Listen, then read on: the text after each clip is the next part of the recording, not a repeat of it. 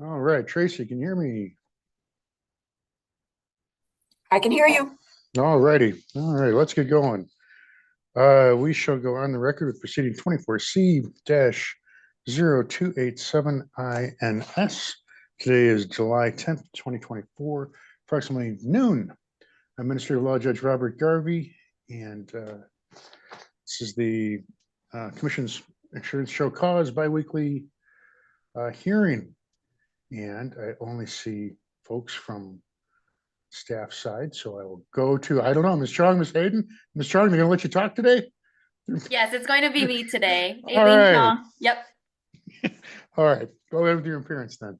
Okay, Aileen Chong and Jennifer Hayden with the Colorado Department of Law appearing on behalf of PUC staff. With me as staff witness Marquita Riley. All right. Good morning or good afternoon to both of you. And I don't see any respondents present. So Ms. Chong, I'll just have you call your first witness. Thank you. Staff would call Marquita Riley up to the stand. Hello, Ms. Riley. Could you raise your right hand for me? Do you swear or affirm to tell the whole truth, nothing but the truth under penalty of perjury? Yes. All right, Ms. Chong, go right ahead. Thank you. Good afternoon. Can you please state and spell your name for the record? Marquita Riley, Marquita Riley.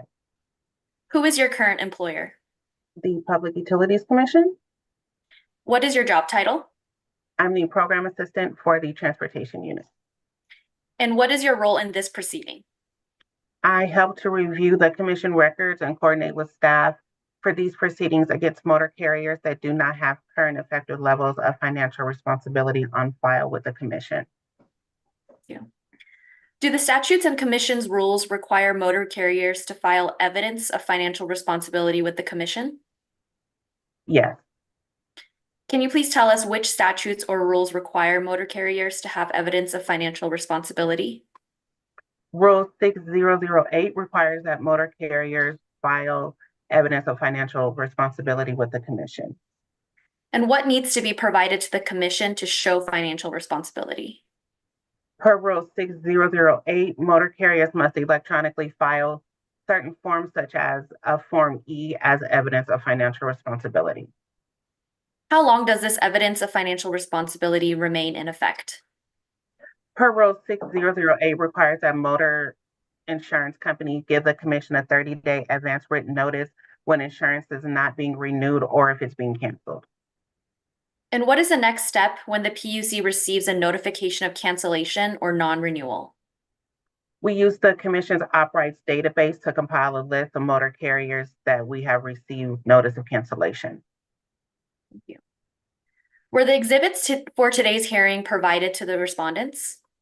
Yes, they were. Could we please pull up hearing exhibit 1? And Ms. Riley, can you please describe this document? Yes, this is the initial hearing cycle listing that contains the names of the motor carriers that the commission received notice that their financial responsibility was going to expire. Who prepared this list? Commission staff did. How was it prepared?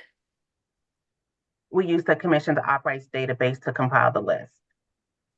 When did staff prepare this list? On June 24th, 2024. Can you describe where that date appears on exhibit 1? Yes, it's on the bottom right corner. Thank you. Does the commission create a hearing cycle listing like the one we see in exhibit 1 as part of the regular course of its business activities? Yes. Is it the practice of the commission to maintain documents like exhibit 1 as part of its business record in the regular course of its business activities? Yes. Your Honor, at this time, staff would move to admit what's been marked as staff exhibit 1. Exhibit 1 shall be admitted. Thank you. Ms. Riley, based on this list, what action did the commission take? The commission sent a letter to each respondent. I'd like to now turn your attention to what has been marked as hearing exhibit 2. Thank you. What are these documents? These are copies of the letter sent to each respondent on today's updated list. What does the information in the letters tell the respondents? The letter explains that all operations under its authority may be suspended as of the date the insurance expires, for proper insurance is submitted to the commission. The letter also provides notice of today's hearing and advises the respondent that if proper evidence of financial responsibility is not submitted to the commission, then its authority may be permanently revoked. When did the commission send these letters? The letters were mailed out on June 24th, 2024. Is it the practice of the commission to create letters like these in the regular course of its business activity? Yes. Is it the practice of the commission to maintain letters like Exhibit 2 as part of its records in the regular course of its business activities? Yes. Your Honor, at this time, staff would move to admit Exhibit 2 into evidence. Exhibit 2 shall be admitted. Thank you. Ms. Riley, does the commission require motor carriers to establish and maintain a designated agent? Yes. Core Rule 6006 requires that motor carriers maintain and establish a designated agent. Were these notice letters sent to the addresses of the designated agents on file with the commission? Yes. And how did the commission serve these letters? The letters were served through first-class postal mail. Let's now turn to what has been previously marked as Hearing Exhibit 3. Can you please describe this document? Yes, this is the attachment sent with each notice letter. In Exhibit 2, this is instructions on how to participate in today's video conference hearing. When was this attachment sent to the respondents? On June 24th, 2024. Is it the commission's standard practice to include this attachment with the notification letters to the respondents when it holds an electronic hearing? Yes. Did the commission create this attachment in the regular course of its business activities? Yes. Is it the practice of the commission to maintain attachments like Exhibit 3 in the regular course of its business activities? Yes. Your Honor, at this time, staff would move to admit Hearing Exhibit 3. Exhibit 3 shall be admitted. Thank you. I now want to turn your attention to what's been previously marked as Hearing Exhibit 4. Can you please describe this document? Yes, this is the certificate of service for each notice letter and attachment sent to each respondent. Did the commission create the certificate in the regular course of its business activities? Yes. Is it the practice of the commission to maintain certificates like this in the regular course of its business? Yes. Your Honor, staff would move to admit Exhibit 4 into evidence. Exhibit 4 shall be admitted. Thank you. The language on the certificate states whose name and addresses appear below, and below that it states see hearing cycle listing. Are these statements referring to the original hearing cycle listing in Exhibit 1? Yes. And if we could return to Hearing Exhibit 2, which is the notice letter. This letter informs the respondent about what happens if it can provide evidence of insurance or surety coverage before the hearing. If the commission receives evidence of insurance or surety coverage, what happens? Then we will not proceed against that carrier and dismiss them from the hearing cycle listing. Did staff create an updated hearing cycle listing for today's hearing? Yes. If we could take a look at what's been previously marked as Hearing Exhibit 5. Can you please describe this document? This is the updated hearing cycle listing for today's hearing. It contains the names of the respondents that we still have not received current effective levels of financial responsibility. Did staff create this list the same way as you described for Hearing Exhibit 1? Yes. Who created this document? Commission staff. When was it created? On July 8th, 2024. Did the commission create this hearing cycle listing in the regular course of its business activities? Yes. Is it the practice of the commission to maintain the updated hearing cycle listing in Exhibit 5 as part of its records in the regular course of its business activities? Yes. Your Honor, staff would move for the admission of Exhibit 5. Exhibit 5 shall be admitted. Thank you. Did staff send a letter to all motor carriers listed in Hearing Exhibit 5? Yes. Do the addresses listed in Hearing Exhibit 5 match the carriers' addresses in Hearing Exhibit 2? Yes. When is the last time you checked to see if there was any change in the status of the carriers in Exhibit 5? This morning, July 10th, 2024. Are you aware of any pending applications affecting any common and contract carriers listed in hearing exhibit 5? Yes, we do have one that is for Billups Transportation LLC, PUC number 55986.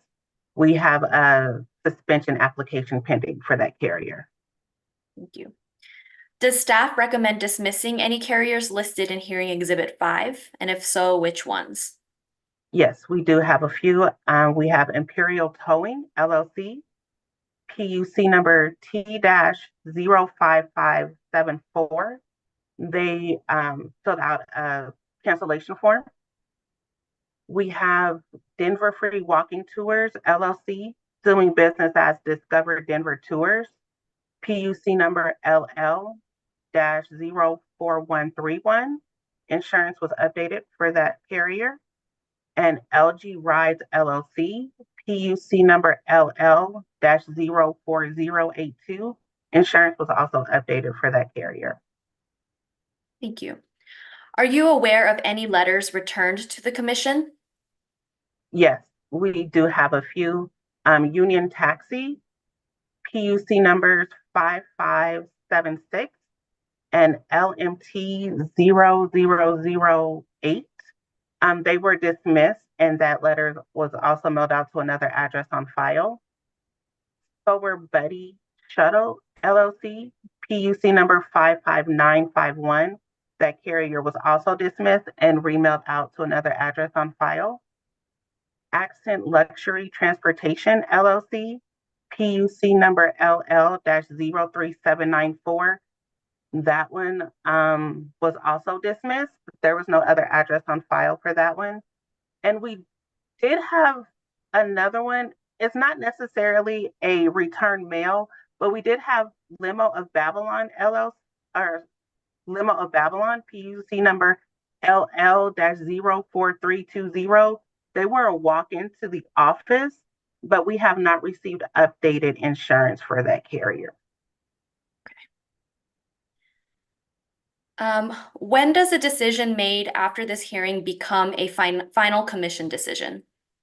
The recommended decision will become a final commission order decision 20 days after the administrative law judge issues the decision if no exceptions are filed.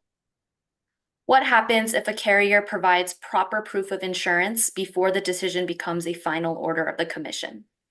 Then the recommended decision will not be enforced against that respondent. What is staff's recommendation today? The staff recommends that the permit or certificate numbers listed on here in Exhibit 5 be revoked for lack of financial responsibility as required by law, except for Imperial Towing, Denver Free Walking Tours, doing business as Discover Denver Tours, and LG Rides, and also the common carrier mentioned before, Billups Transportation LLC. Thank you, Ms. Riley. I have nothing further for this witness, Your Honors, and staff rests. All right. Hey, Ms. Riley, real quickly. Yes. The last one that you mentioned, LL-04320, they said walked in. Yes, they were. They're still on Exhibit 5, correct? That is correct.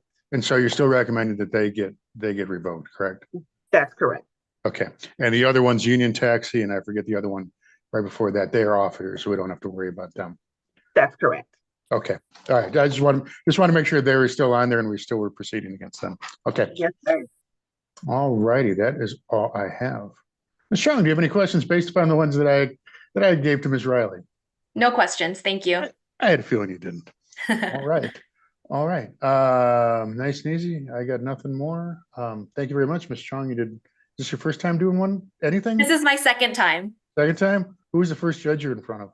I was in front of Judge Hahn. Really? She's very nice. She's very nice. She's very nice. She's also on the other side of the wall from me, so I have to say that really loud so she can hear that. So make sure you knock first so she hears you. I will. I will. Okay. Well, thank you. You did a good job. Thank you. And Miss Hayden, training her well. Very good.